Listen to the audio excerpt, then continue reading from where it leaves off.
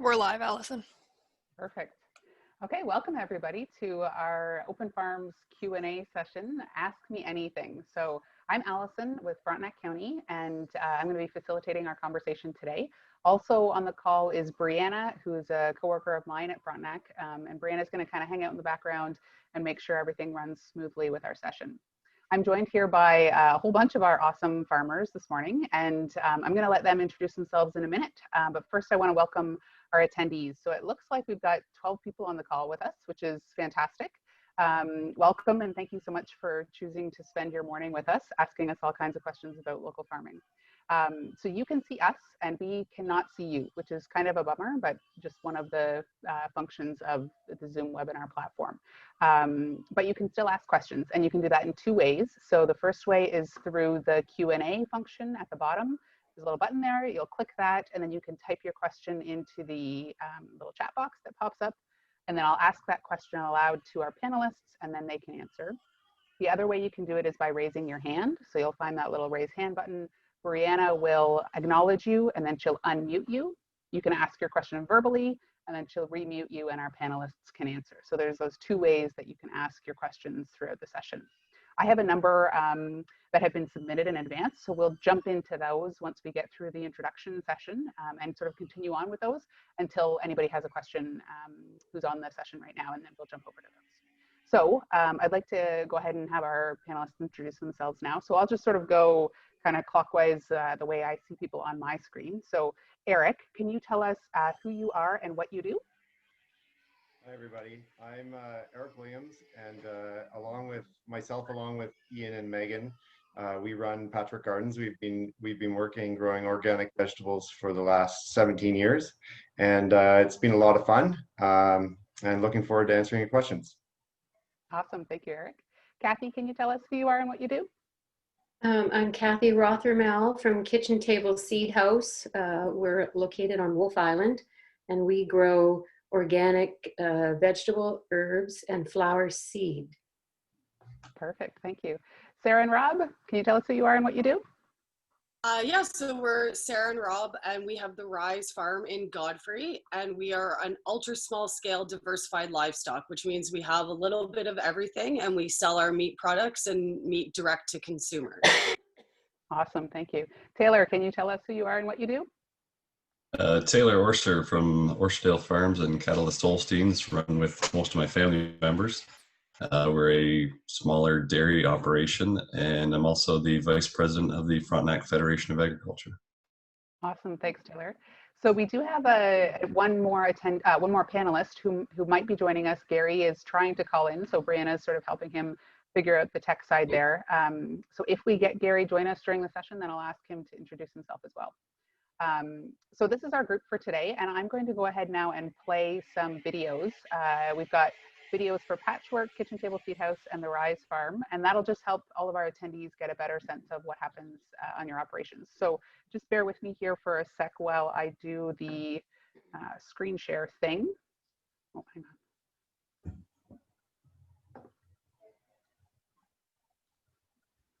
I gotta have everything lined up just so.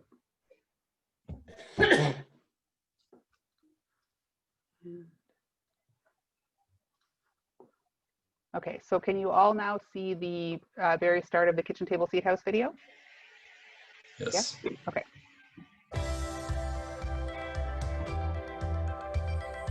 Kitchen Table Seed House is an on-farm organic seed producer of vegetable, flowers, and herbs.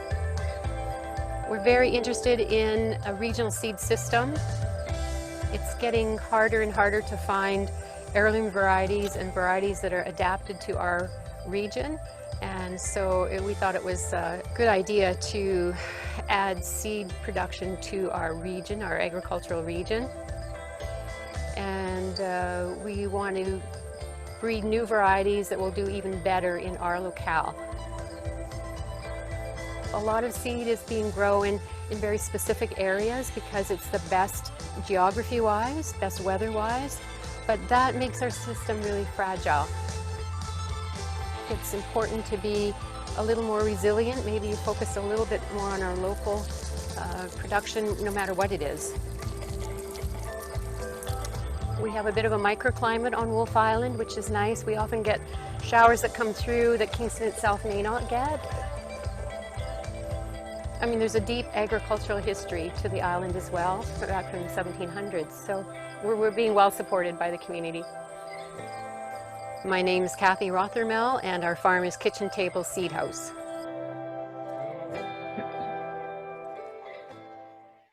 So Kathy, at your operation, you're really focused on producing in order to save seeds. Is that pretty unique in our area? Are there other folks who are focused on seeds?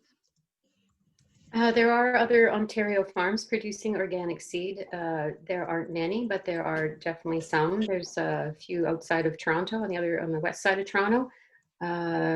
Ottawa, there's a couple of folks that are doing this work as well.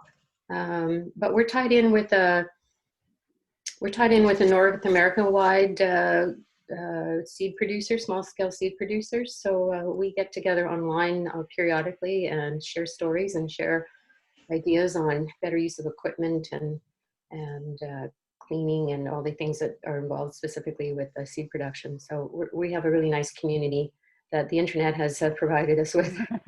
Cool, that's awesome. Okay, I'm going to go ahead and share my screen to watch the next video here.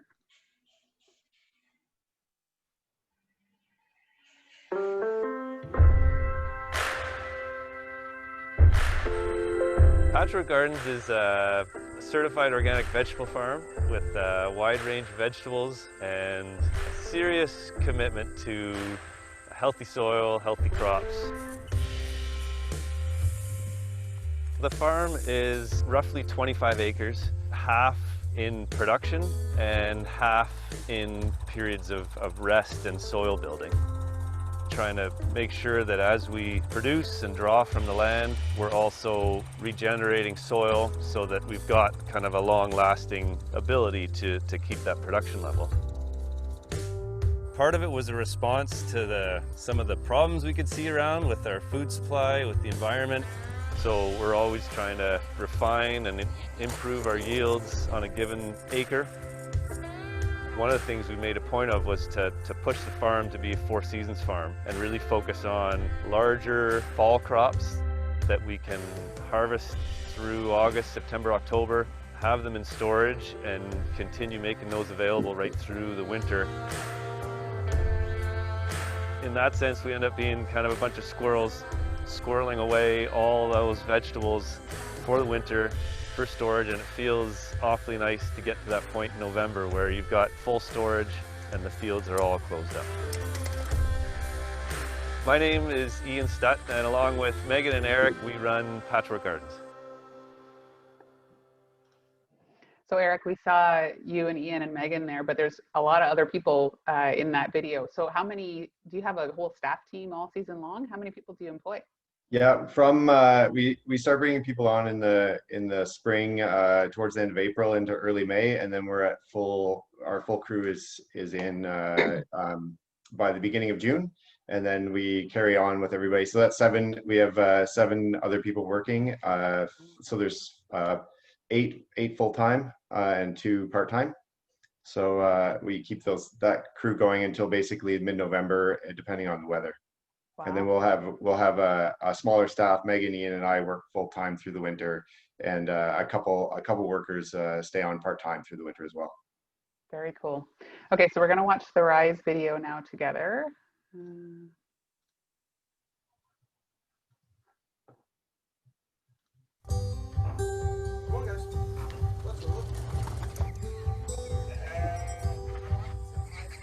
We're a small, diversified livestock farm focused on direct-to-consumer meats and meat products.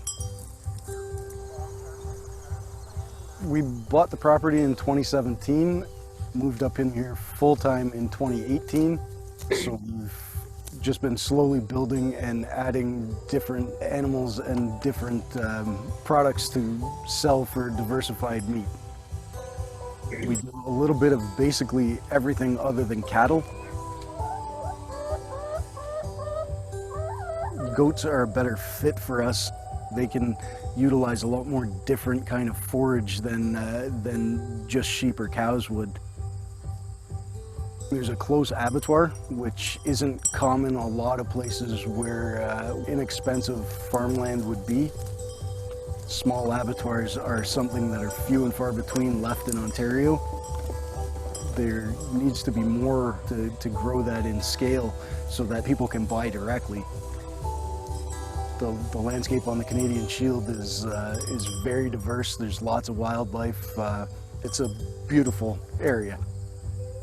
My name is Rob Winnie, and me and my wife Sarah have the Rise Farm.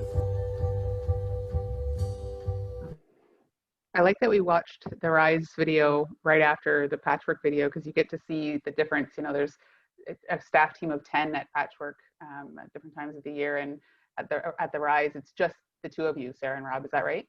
Yeah. And totally manageable for the two of you, right? That's kind of how you've designed your operation so far?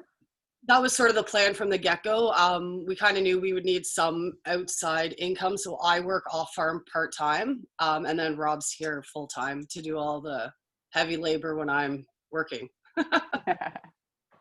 And Taylor, in the absence of a video, can you give us a sense of how many cows you milk, and you work off-farm too, right? So what's the size of your operation like? Yeah, we're milking 50 cows. We milk them 3 times a day, just for a little extra bonus. Farms that milk 3 times a day can often see a 10 to 25% increase in production. So that's just increases our efficiency. Yes, I myself work off the farm and on the farm, just trying to get the income required to get by. But many of my family members work on full time. We also crop around 400 to 500 acres with rented land, and the cattle we have are at Holstein and purebred Jersey as well. And so when you talk about your family being involved in the operation, approximately how many of you are there in that team? Well, we all live fairly close together. So my father and his parents are involved, as well as my older brother and younger brother. And then my wife and I are part of the team as well. But there's other siblings and relatives that can help out in a pinch if we need it. Awesome. Okay, so we're going to jump into questions now. And like I said, for the attendees who are on the line, if you have something that pops up, a new question as we're going through things, feel free to throw it in the Q&A or raise your hand, and we'll scooch over to that. So the first one that I want to get to is a really interesting one. There's a class who's on the call now. They're a grade 9 class, and they're studying a growth mindset. And they're wondering, as farmers, how a growth mindset benefits you on the farm, how it's helped with you with past activities, and you know what you're doing now and future activities. A growth mindset is all about believing that you are a lifelong learner. You see challenges as opportunities rather than roadblocks, and see that your skill set is expandable, so you can sort of grow to meet challenges. Eric, do you have any thoughts on that, on a growth mindset and how that comes into play as a farmer? Yeah, sure. We started out as quite a small farm, just the 3 of us, no hired in staff, and it was like started out part-time, working off farm jobs, and we wanted it to become our full-time job. So we worked towards that, and we transitioned into we expanded the land base, thinking all the while about what machinery we might need, how we can manage that land to get more crops in to make more money. And that was great. We ended up being full-time workers. We ended up needing some staff as well to kind of make sure we had the consistency that people demanded.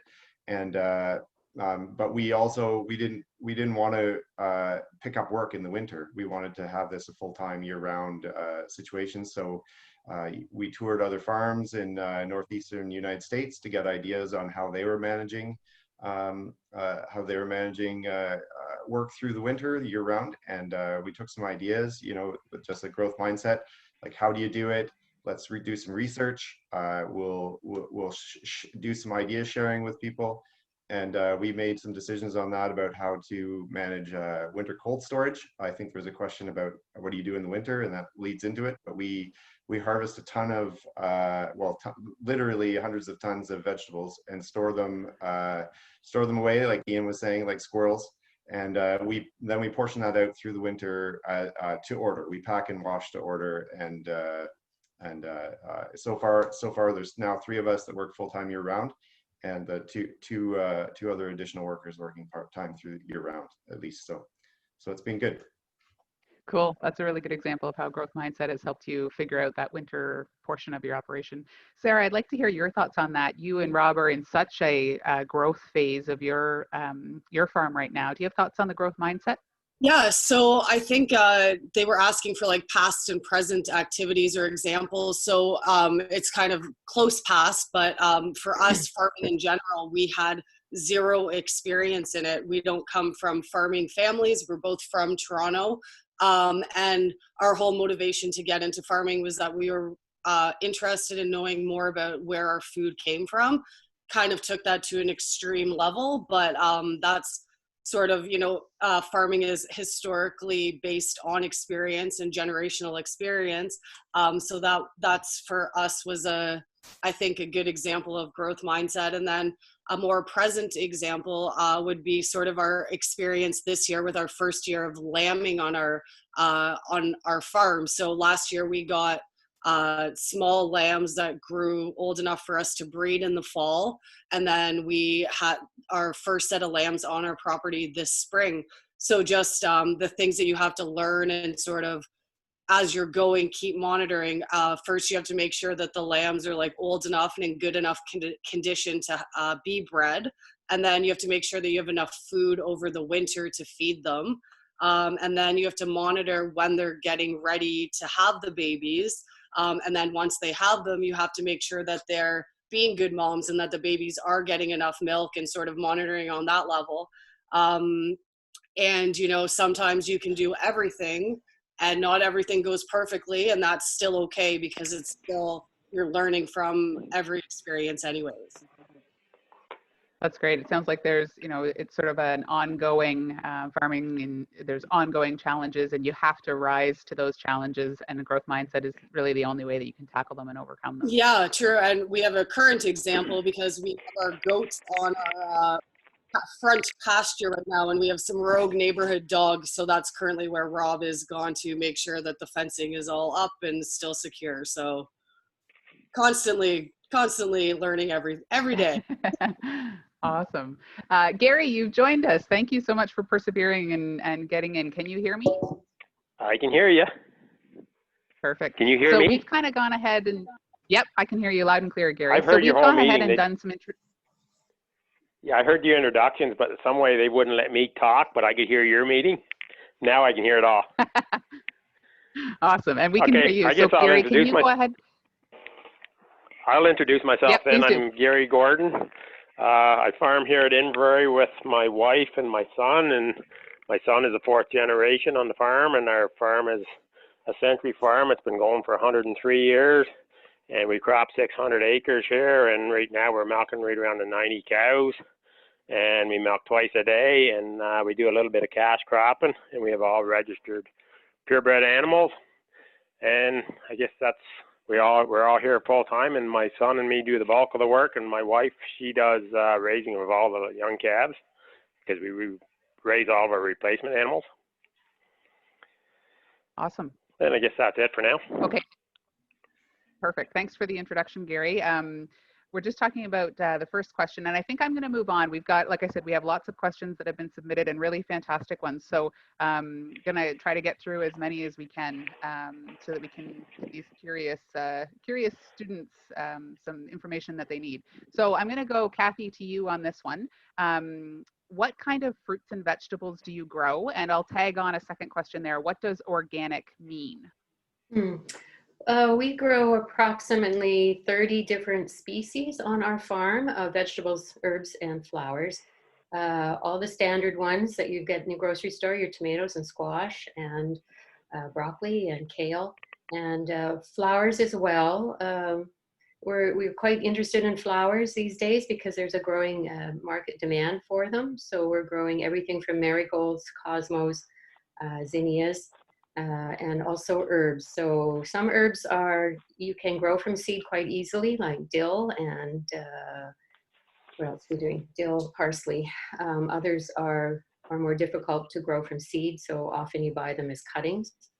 Organic, well, that's a really big question. What does organic mean? It's a set of principles and philosophies around caring for the earth in a holistic manner to the benefit of all creatures in your location. So on our farm, it means we have a diversity of tree species that we've planted over the years.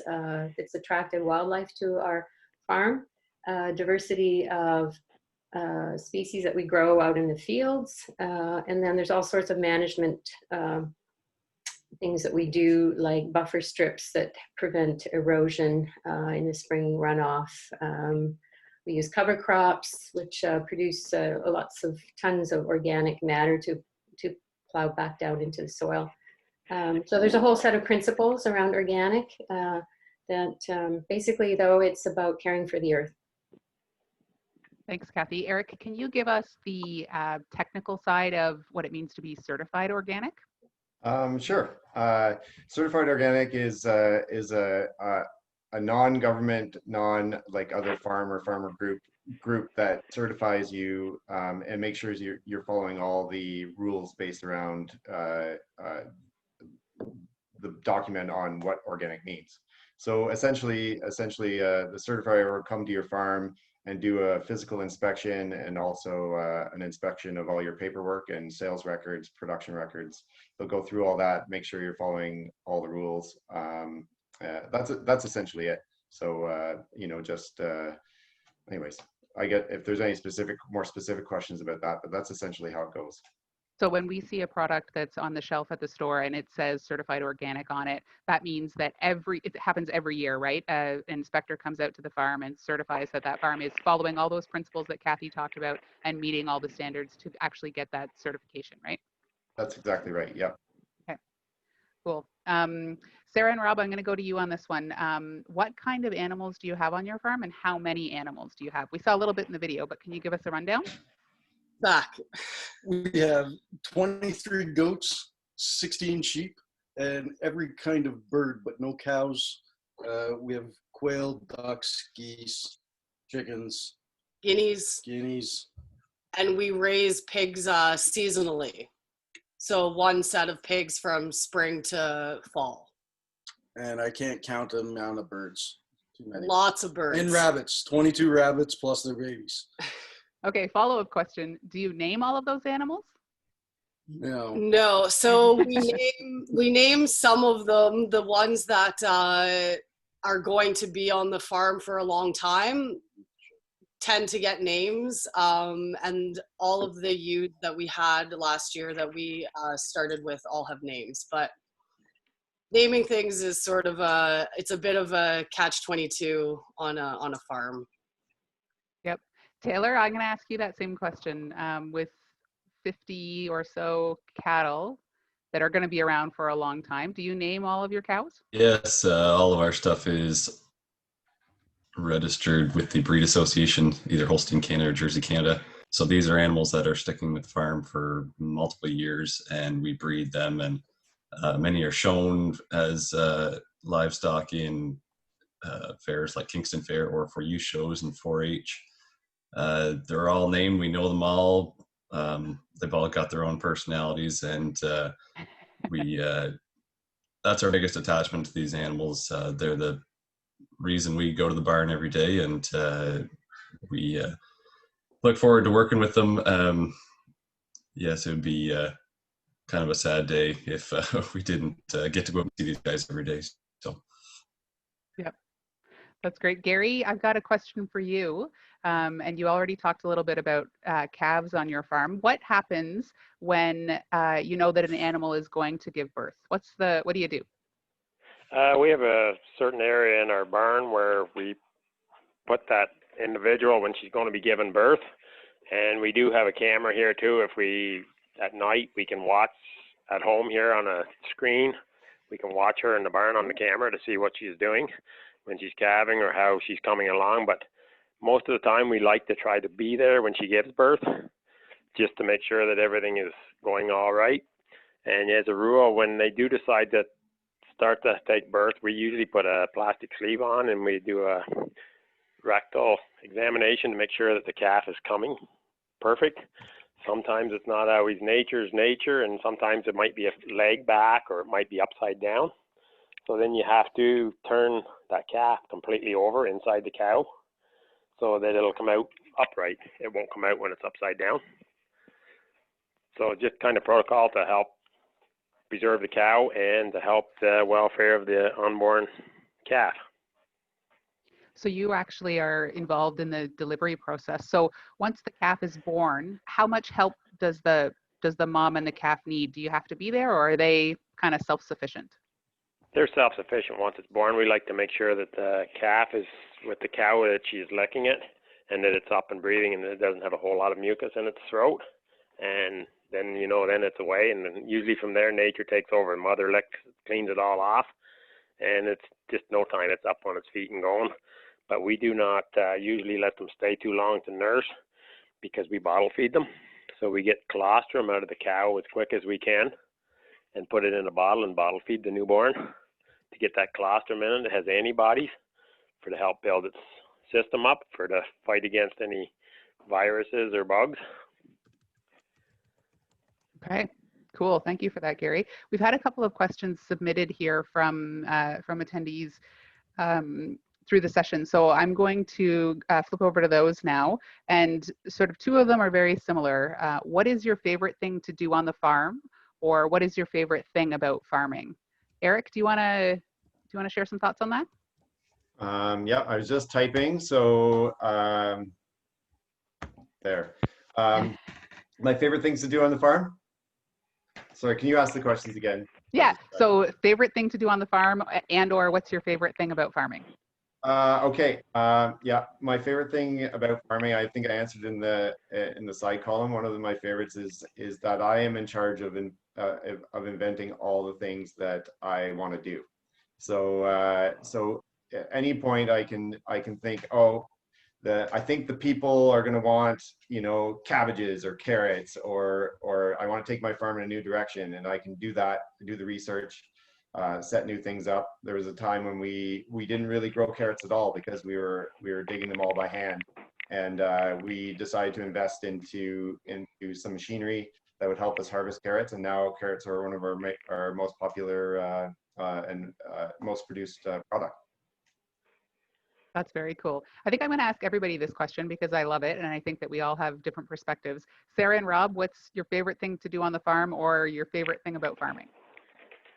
My favorite thing every day is collecting eggs. It seems kind of like a small thing, but it kind of, to me, is just like a bit of a daily reminder that you're doing something right.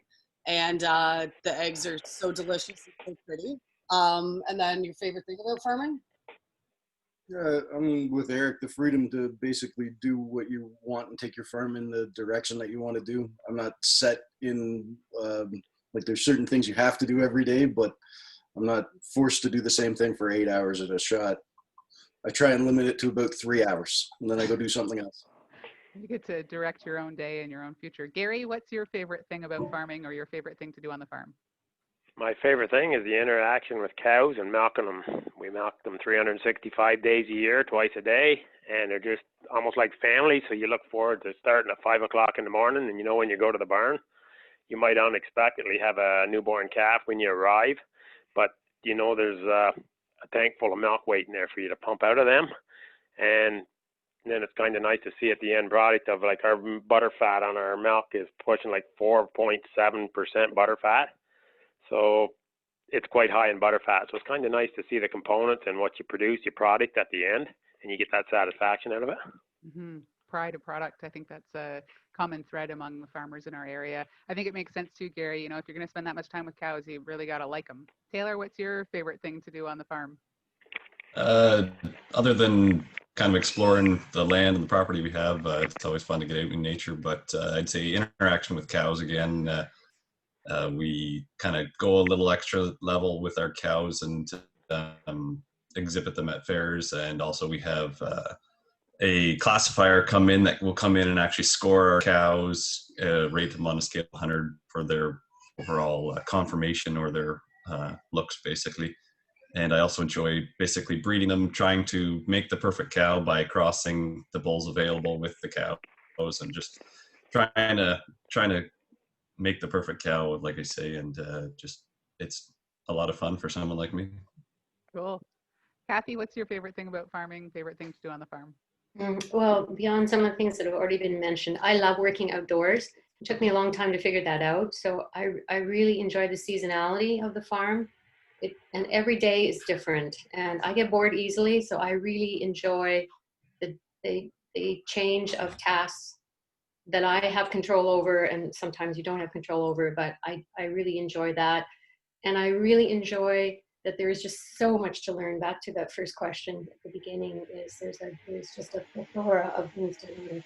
And I don't always have time to stop and do some research on something, but I really enjoy that aspect of farming. That's a great segue, Kathy. We've had another question. How do you learn new things? Do you Google stuff? Do you go to the library? Do you talk to other farmers? How do you learn new things on the farm? Kathy, do you want to start with that one? Sure. All of those ways that you've mentioned.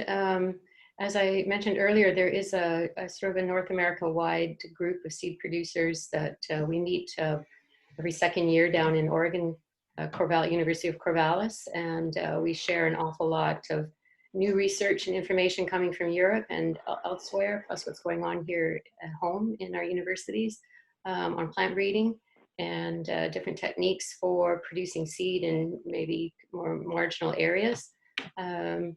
So that group has coalesced very nicely over the last 20 years. And so we have lots of folks to draw on with expertise in different areas. And of course, the internet is easy. It's easy to access things online these days. But mostly it's a network of people who are doing the same activity. That's a great resource. Yeah, I find the farming community in Frontenac, and maybe it's the same across the country, is quite connected. It seems like, you wouldn't hesitate to pick up the phone and call Eric because you don't know what to do with this cabbage, or, you need to figure out that thing. Sarah and Rob, I'm interested to know, being fairly new to farming, how often do you Google things? Is that like, do you sit down and you Google, what the heck is this? Yeah, sometimes.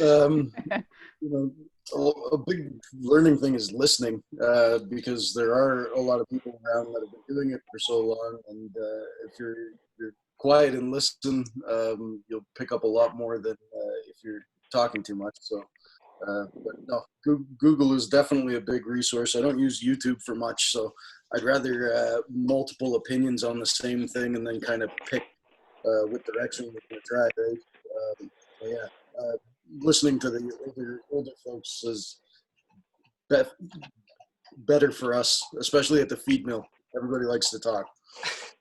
Also, though, a big thing for us this year is we wanted to expand our garden. So both Eric and Katherine have been big inspirations for us, with Instagram being, because gardening is hard. It's very hard, and there's so many different things to learn, and our soil isn't the greatest. So they've been great resources for us, people who understand the sort of local diversity of the land. So yeah. I think that's a great point. We talk about networking, and 20 years ago that was calling each other and being at meetings and talking in person. But really, social media is part of that whole networking thing now. I think that really makes a lot of sense. I've got a couple interesting questions here about barns, and this is the first time anybody's asked about barns, so I want to put them out there. Gary, maybe I'll ask you this. How big is your barn, and how long did it take you to build your barn? Well, our milking barn is 220 feet long, and it's got 2 box stalls on the end that we use for calving, and it's got 100 cows tied on our glass pipeline where we milk. Wow. And we built one barn back in the first part of the barn was built back in 1984, which took most of that summer. And 3 years ago, we put the addition on the end with another 100 feet, and it was basically kind of a summer project. It was done by fall for the move into. Very cool. Eric, I'm not sure if you would call them barns, but if, for instance, that building where your team was packaging produce towards the end of the video, how big is that building, and how long did it take to build? Yeah, it's not really a barn. It's kind of like a warehouse in a way, but it was like kind of a newer part of our expansion plan to work through the winter. So about 5 years ago, we invested in a new building, new fields, and that building is 40 feet by 40 feet, and it has a 24 by 18-foot refrigerator in it. We've got 2 refrigerators like that, and also we rent refrigerated space. But it didn't take long to go up. It was a steel kit building, and it was basically assembled in 2 weeks. And then after that, it's all the like installing all the materials, the infrastructure, the washing stations, fridge and electrical, plumbing after the fact. That takes a bit more time. But we have a huge old milking barn on our property, which we have taken down about half of it. We've restored certain parts of it. A milking barn is not the type of facility that, without any cows, that we need on the farm. We need area for storing and curing crops and parking machinery. So we've took down the majority of the barn, saved a certain amount of the space, and maintained as much of the wall that was in good shape as we could. We've been doing repairs, and it's a really nice kind of beautiful place on the farm now. Very cool. Question here about your daily schedule. So what time do you have to get up in the morning to tend to your animals? And on a regular day, not sure that's the thing on a farm, but on a regular day, how long does it take to finish all the work on your farm? Taylor, maybe I'll ask you to answer that question first. How early do you have to get up, and how long does it take to do all the work? So since we're milking 3 times a day, our first milking's at 5 o'clock in the morning. Usually the milking itself only takes about an hour for us, because we usually have 2 people milking, and the chores after that usually take us out to about 8:30 in the morning. After that, we'll go home, have some breakfast, come back out at about 9:30, feed everything, feed the cows TMR, which is our mixture of hay, corn silage, corn, protein pellet.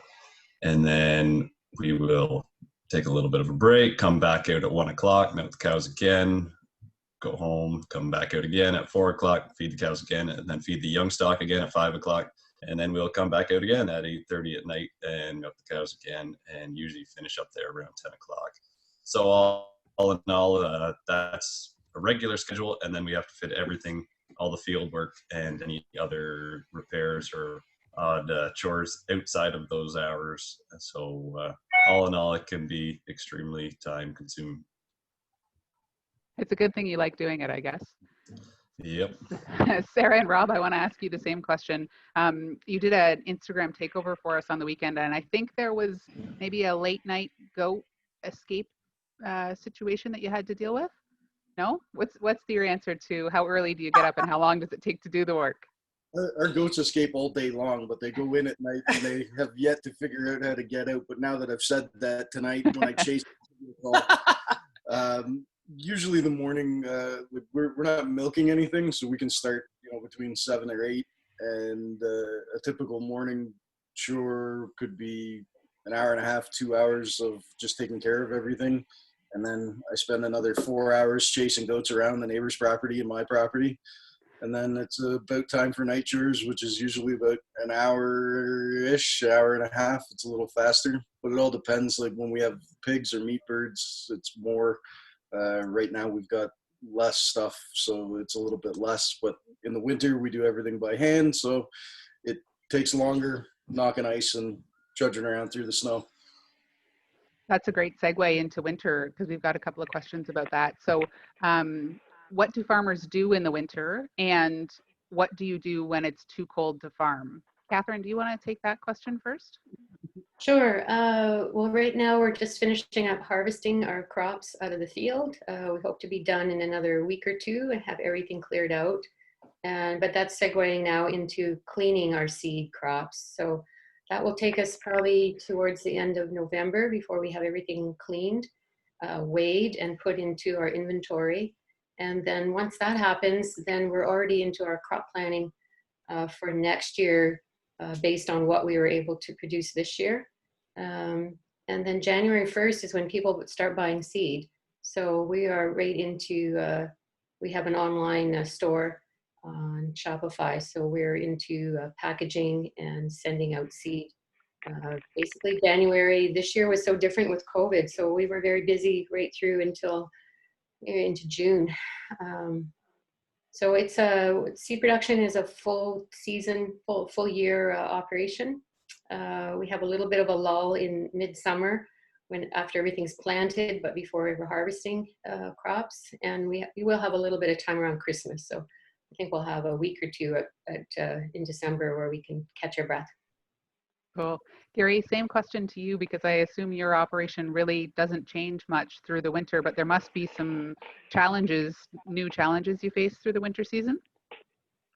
We do have more workload actually in the winter than we do summer, because in the summertime we have all of our young stock. We have approximately 120 head of young stock, and we have them outside on pastures where we feed them year round in the summertime. But as soon as it turns cold, we move them all back indoors. So they're confined indoors. They've got to be fed, cleaned out, and bedded up every day. Plus, so you've got all that extra too, but they're comfortable. But it makes a longer day for us and more physical work. Right. In the wintertime, so it gives, it's just like seasons, they change. So our workload kind of changes. In the spring, we put them out at the end of May, these heifers, and our milk cows go out twice a day now, and they come back in the barn to be milked in the summertime. And so that's more workload when you're putting them in and you're putting them out. But then once they come in the barn, your workload changes. It shifts around. Your pattern changes a little bit. You've still got the same work there to do, but it changes. Okay, interesting. Eric, I want to go to you with this next question, which is one that we've just had submitted here. How many days a year are you harvesting crops? We start harvesting our first crops in April out of our greenhouses. We typically have salad greens and mustard family greens at that time. And then we harvest straight through to probably first 2 weeks of December. We're harvesting back into the greenhouse that'll be the end of our salad greens. Actually, we harvest microgreens in a heated greenhouse year round, so that, I guess we never stop that way. So, but the harvesting is of the crops is one thing. It's really we're constantly packing crops, so it's there's certain windows for different types of vegetables that you need to harvest, but then we have that in storage, much of that, and continue to pack year round. Okay, cool. Taylor, I want to ask you that same question, because you do harvest crops on your farm, but it's a little bit different, right? These aren't, you're not harvesting vegetables that we're going to eat from the grocery store. No, most of what we grow is fed to our livestock, so we have to learn to target the perfect days to harvest the crops to get the ideal conditions. And with the way the climate's acting these days, we're having to kind of work a little harder to maintain the quality of our feed. So I would say in the summer, when we're cutting hay and also working with some of the other crops, like spraying herbicides or fungicides on corn and stuff, it doesn't take that many days, but the timing has to be just bang on. There are also some crops that we do sell, but it's also mostly for livestock feed. We just grow it because we have the extra land to do it, and we call that cash cropping. Some of that would be corn and soybeans as well.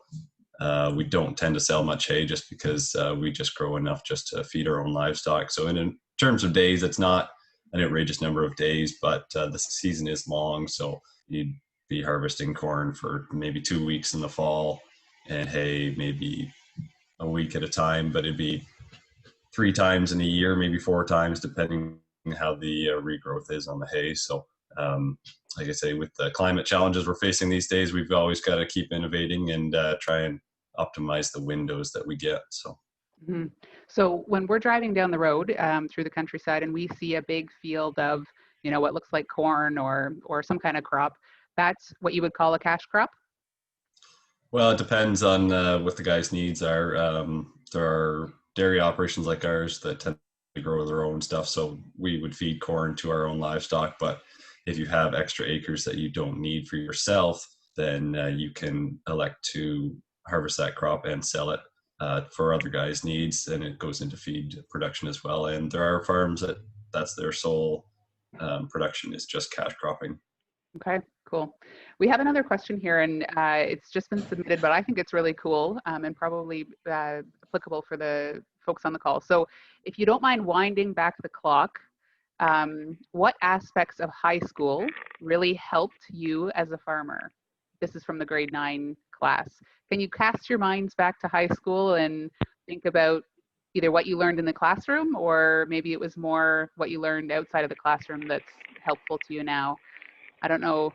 Taylor, you might be the youngest one on the call, so maybe it's easiest for you to remember. Can you think of anything you learned in high school that's really helpful now?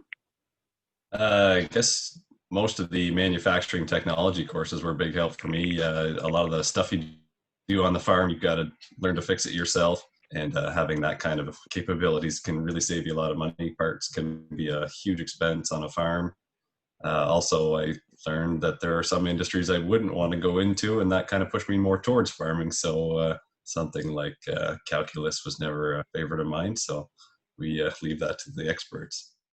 Good points. Gary, I want to ask you that question, and I assume you grew up on the farm, so maybe it was more what you learned on the farm during high school that was helpful. What do you think? I grew up on the farm. I got 38 years in behind me here now. My father was here with me, so he was kind of a mentor for me. So, and he always said, you learn from your own mistakes. That was the best learning curve or tool was, he said, you'll learn from your own, I'll never forget that. He said, you learn from your own mistakes. So he said, try it. And if it doesn't work, he said, you learn. It might cost you money, but he said, that's the best lesson for you right there. And then when I was in agriculture, or in high school, we had back then they had agriculture classes in high school. And I took that even though I was in agriculture. It was interesting to interact with the rest of the students that came from non-agricultural backgrounds and to see how interested they were in agriculture, and they got a bigger perspective of agriculture just by being fortunate enough to take that in high school. And I think that's been removed from the high schools today. That it would be nice if they could bring some of that back into the high schools to educate the students, the basics of where the food comes from and all the perspectives of what goes on in producing food today. Mm-hmm. I think that's great, Gary. The first part of your answer there about learning from your own mistakes, I think that funnels right into the conversation around the growth mindset that we talked about in the beginning. Kathy, do you remember your high school experience, what was helpful then? Yeah, well, I really enjoyed biology. So I took biology through high school, and I then ended up taking some genetics courses in university, which I didn't use directly after university, but it just provides a kind of a baseline that I have drawn on in my farming work here. So I nothing directly from the actual content, except that I still have some of my books. I still have some of my genetics books, which I have sort of delved into a few times here. So it's been a bit of a circuitous route to get to where I am now, but I think the biology basics are definitely I've drawn upon. Very cool. Eric, what about you? Anything from your high school experience that helps now? Yeah, I think just generally, it's really great to on your reading and writing and math skills. Like, we've got some people working with us that struggle sometimes with some basic math that have finished university, and it's tough. It's tough for them not to be able to like throw some numbers together and get out there. So not to throw anybody under the bus, but I think it's also really nice to know that when you're reading and writing, when you're applying for a grant or you're working with the government groups, that that you're reading and writing, people can understand you. You know that you're at a level that you're gonna win the grant because you've covered all the bases. And I think just to throw on that, I think being part of athletics, if you're getting into vegetable farming, is a really great thing to have, because it's a very physically demanding job. And if you can keep yourself moving regularly, building your strength and fitness, the job's a lot more fun. I can imagine too that there's a component of athletics that's helpful later on in terms of building teamwork. Like, you don't work in isolation on a farm for the most part. You got to know how to work not only with, plants and animals, but also other your teammates as well. Exactly. There's a real team atmosphere to working. We find that people that get into camp counseling, like that come from sort of youth camps, and also get into tree planting and that sort of thing are really good fits for us. Anybody that has team sports or endurance sports on the resumes is someone that we want to talk to. Very cool. Sarah and Rob, I want to ask you that. I would just second that. I think that's a really important part of farming. The kind of farming that Eric and I are doing is you need to be physically fit. You really do. And you've got to be able to be out there in the hot sun on a hot, stinking day when you'd rather be inside. So you have to be able to cope with the environment, and as physically fit as you can be is really a bonus. I think that's really good. Thanks for highlighting that, Kathy. Sarah and Rob, the same question to you. What did you take away from your high school experience that's helpful now? I'll start, since I was a more responsible high schooler, perhaps of the two of us.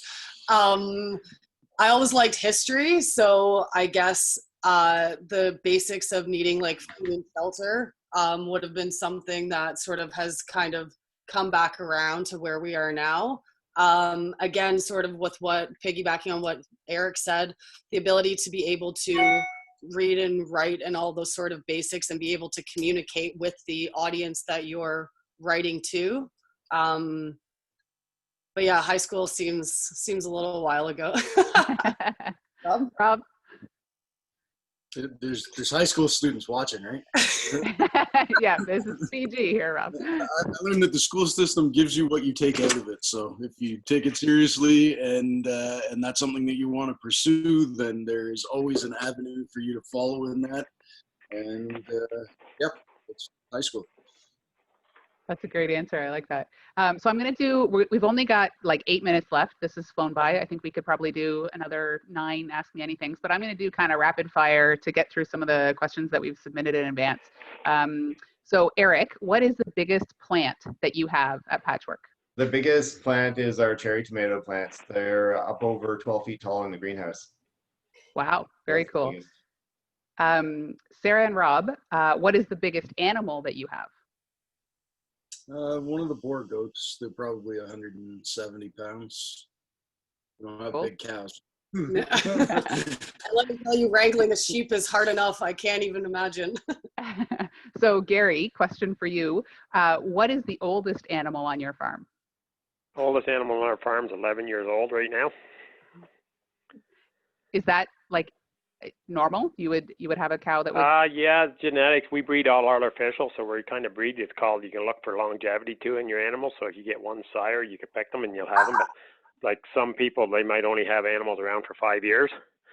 But those ones there are the ones that we're going to breed for offsprings with and breed artificial to get special genetics coming on out of them. Okay, cool. Kathy, question for you. This is probably a long answer, but it's a short question. How is dirt made? Okay, quick answer is it's a process. It's a yearly process of organic matter being turned into chemical components that plants can take up into their root system. There's a breakdown of subsoil and subsoil components that work with the topsoil. That's a big question. So what we try to do with soil is to make it as healthy as possible, and that's one of the major organic principles. And we do that with green cover crops. We do that by leaving residue in the field from our plants that we've grown that season. We add compost. We do as little tillage as possible, so we're not disturbing the microbes and the soil city that's below the surface. I think on one of our other calls we were talking about healthy soil. If you have healthy soil if you take a shovel full of soil and you put it in a box and pull it all apart. And if you've got 20 earthworms in there, you probably got really healthy soil. If you have fewer than that, maybe your soil's not quite as healthy as it could be. But soil is just an amazing medium that is in some ways underrated. And I think anyone who's interested in soil science out there and in high school or elsewhere, there's a lot of interesting research that's happening around the world about soil, and it's rising. It's becoming more of interest to a lot of people because it is a non-renewable resource in the sense that we've lost a lot of soil through farming practices over the years. So, thank you, Kathy. Taylor, question for you: how long do your animals usually sleep? Well, cows in particular are a bit of an oddball. They don't spend a lot of time actually sleeping. It's kind of one of those things where they can they stay awake, but they're drowsing is what we call it. They'll lay down for sometimes 16 hours a day, and that's actually when they make most of their milk, by ruminating, which is chewing, regurgitating, and rechewing their food. They can do that kind of while they're drowsing. So they're not actually sleeping much, maybe 2-3 hours a day, but they're laying down, producing milk for multiple hours a day. And so in our barn and in all dairy operations, we try to maximize cow comfort so that they spend as much time laying down and producing milk as possible. Cool. Eric, question for you: what is the hardest plant to grow at Patchwork? The hardest plants to grow. We've eliminated most of those, so we don't really mess around with things that don't work. But on a personal note, I would say peaches are the hardest plant to grow. And I super love peach trees, and peaches, homegrown peaches, are the best thing ever. I had that tree for maybe 7 years and nurtured it through, and it produced for the first time, and it was the best peaches I've ever eaten. I don't know if any of you have had a peach that's super ripe right off the tree. But anyways, I've got new peach trees, and I'm mulching, keeping by a building, and wrapping them in burlap. So I would say peach trees are the hardest. What happened to the 7-year-old peach tree? Died over the winter, right after the harvest. Yeah, it just got too cold that winter, and I didn't have it protected. So anyways, I cried for a bit, and then I was like, I'm never growing peaches again. And then I'm renewed. So I'm thinking I'm going to give it a shot again. It's just such a strong memory of the flavor. So I think it's worth putting effort into something that you love. I think that's a great line for farming in general. We'll have to come back next year or the year after and check in on the peach tree progress. Sarah and Rob, question for you, because I know this is something you spend a lot of time with. What do you do if an animal escapes? Chase it, or walk slowly after it and hope that it changes its mind, or bribe it with food to come back, or wait for dark. It will come back at dark. It seems like as much as you spend a lot of time chasing goats, they happily return. Like it seems like you're never actually halfway to Kingston to find your goat. They're full of wanderlust, that's all, and they'll come back at dark because they know it's safe and live in the barn, and there'll be a little bit of time for them. But right now they're probably wandering somewhere where I can't see them. Gary, I have a question for you. What happens if an animal gets hurt? If an animal gets hurt, we do our best, to our knowledge, for the doctor it back. If not, we call in our professional vet to attend to it. Because we have an animal, we have a pro action that we have to comply with producing milk with Dairy Farmers of Ontario, and it's called animal welfare. So we have to maintain our animals just like you would if your child got its arm hurt or broke. We have to comply with all the rules and regulations with animals, with animal welfare, to make sure they're protected and they're looked after in an appropriate way. So you have a veterinarian that comes right to your farm? We have a veterinarian that will come right out. We could call him and he'll be here within the hour for the attend to something. Very cool. So we're at the 10:30 mark now, which is supposed to be the end of the session, and I feel like we could probably sit here until noon and still have a good conversation going. I want to give everybody, all of our panelists, sort of a final round to do some final thoughts. So whether that's advice for anybody on the call who's interested in getting into farming, or if it's sort of your last thoughts about your own farm, whatever that might be. Eric, do you think you could kick us off on a round of final thoughts? Sure. When I got into farming, like Sarah and Rob, I also didn't have any farming background. So through a process of learning and working with others, hiring consultants, joining farm groups, it's like like most careers, if you choose and are very attracted to what the work is, you can figure it out. And you know, picking up the pieces of the puzzle along the way, like little stray bits of stuff from your school or learning, or maybe it's politics, or maybe it's who knows what that is, the interest that you cultivate into cultivate into farming. Nice. I think you know, especially for our grade 9 groups and school groups, I think it's important to realize what you like doing, whether it's indoor work, outdoor work, the types of things, and kind of put extra effort into that. So I think, and it'll pay off for you. That's great. Taylor, final thoughts? Yeah, just thank all the kids for their interest and the teachers for facilitating. Agriculture is a big industry here in Ontario. 1 in 8 jobs in Ontario is connected to the agri-food, and there's lots of innovation and lots of jobs out there. So I think if people have an interest, they should definitely try and find out what the jobs are available. The farming population is an aging population, and we're going to need a lot more people to for the country and for the province. So I hope everybody has an interest and wants to get involved. I think that's so true. You know, I think farming is sometimes seen as something your grandpa did. It's old-fashioned, but really, it's a high-risk career. There's a lot of innovation. I think you guys are basically scientists, which is just so cool. So I think you're right, Taylor. It's a really dynamic career path to get into. Gary, do you have any final thoughts you want to share with us? I think anybody that's in high school and think they want to take a crack at a career in agriculture, or even on a farm, or to even try to start their own farm, would be the appropriate time in high school to either go visit a farm or go and get a job for the summer on a farm, or any type of farm in which they're kind of interested in, and they'll get the feel for it, whether that's something that they want to do the rest of their life, or they might get their mind changed when they find out how much work is involved. But it's about the most rewarding career I think you could ever get into in your life anywhere is agriculture of any sort, because you've got so many different aspects that's involved in it. It's not all one thing. You don't just go and do one job for 8 hours and then you go home. You're doing something different for your whole entire day. That's great, Gary. I think that's really good advice. You know, just get yourself onto a farm and get out there and give it a try. Kathy, do you want to leave us with any final thoughts?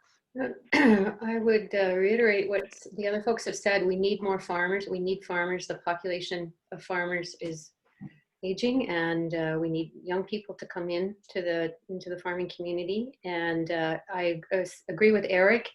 Even if you don't have a farming background, there's lots of resources. There's lots of programs. Coel Fleming College, where you can learn some of the basics, volunteer on a farm, phone somebody up that you know, and get out on a farm and see if you like it.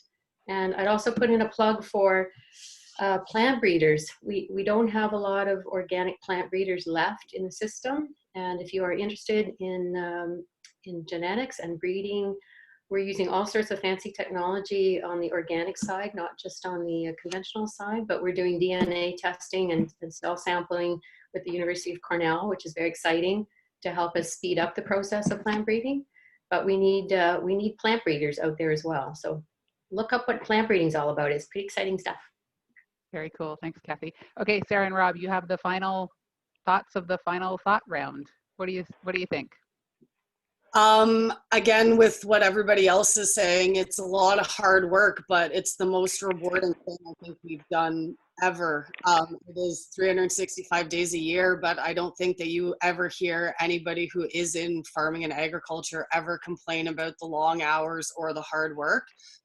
There's a sense of teamwork and community, a teamwork with just the team of us and our dogs and animals, but also the bigger community, the team of the bigger community. And yeah, I just, we wanted to know where our food was coming from. And I think that's a question that a lot of people don't ask. And you're allowed to ask that question, and your farmers are more than happy to talk about their practices and how your food gets from your dinner table. That's awesome. Rob, did you want to add anything? Yeah, there's just every different avenue as well, because there's aquaculture, plants, animals, everything. So there's any interest that you have, you could relate it to agriculture basically, and every scale that you could work on. Not everybody's going to start on a huge farm with a lot of land and acreage, but there's people doing stuff on 1/8 of an acre that's sufficient for them to maintain their lifestyle.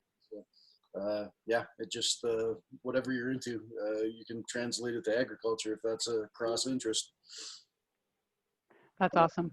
Okay, thank you guys so much to the panelists who spent the morning with us and gave us such thoughtful comments and told us all about your stories. I really appreciate your time. This has been fantastic. And to the attendees who joined us, thank you for your great questions, for spending your morning with us, and for your curiosity about farming. Really fantastic to see such great engagement.